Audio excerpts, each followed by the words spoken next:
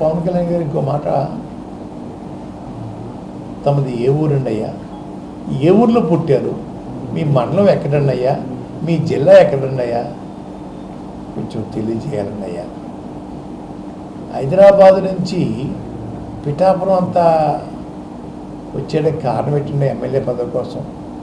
మీ హైదరాబాద్లో పొడి చేయొచ్చు కదా, పెద్ద మెజార్టీతో మీ ఎమ్మెల్యే అంతా గెలిచారు కదా, మీ పెట్టిన అభ్యర్థి అందరూ పెద్ద మెజార్టీతో గెలిచారు కదా, అక్కడ ఎందుకు పొడి చేయలేదు? పిఠాపురం నుంచి పారిపోయి వచ్చేస్తున్నారు. లోకువా మా జిల్లా వాళ్ళు అంటే లోకువా? హైదరాబాద్ పోటీ చేయొచ్చు కదా. అది ముందు మీ అడ్రస్ చెప్పండి అయ్యా, ఎక్కడ పుట్టారు, ఏ ఊర్లో ఉన్నారు, ప్రస్తుతం ఏ ఊరు ఉంటున్నారు, మీ జిల్లా ఇది, మీ మండలం ఇది చెప్పండి ఒకసారి. ఏమి చెప్పకుండా గాలిలో వచ్చేస్తారా?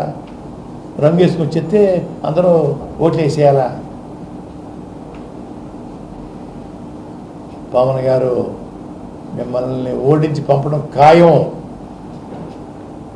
ఓడించి పంపకపోతే నా పేరు పద్మనాభం కాదు, పద్మనాభరెడ్డిగా మార్చుకుంటాను.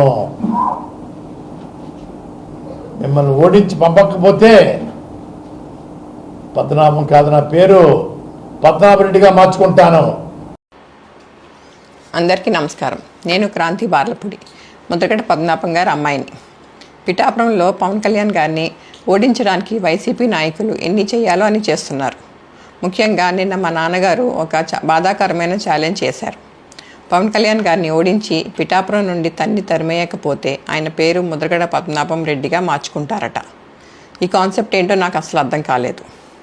ఆయన ప్రకటన ముద్రగడ అభిమానులకు సైతం నచ్చలేదు. వంగా గీత గారిని గెలిపించడానికి కష్టపడవచ్చు, కానీ పవన్ కళ్యాణ్ గారిని మరియు ఆయన అభిమానుల్ని కించపరిచేలా కామెంట్స్ ఉండకూడదు. మా నాన్నగారిని కేవలం పవన్ కళ్యాణ్ గారిని తిట్టడం కోసమే జగన్మోహన్ రెడ్డి గారు వాడుతున్నారు. ఈ ఎన్నికల తర్వాత ఆయనను ఎటు కాకుండా వదిలేయడం పక్కా. ఈ విషయంలో నేను మా నాన్నగారిని పూర్తిగా వ్యతిరేకిస్తున్నాను. నేను పవన్ కళ్యాణ్ గారి గెలుపు కోసం నా వంతు కృషి నేను చేస్తాను.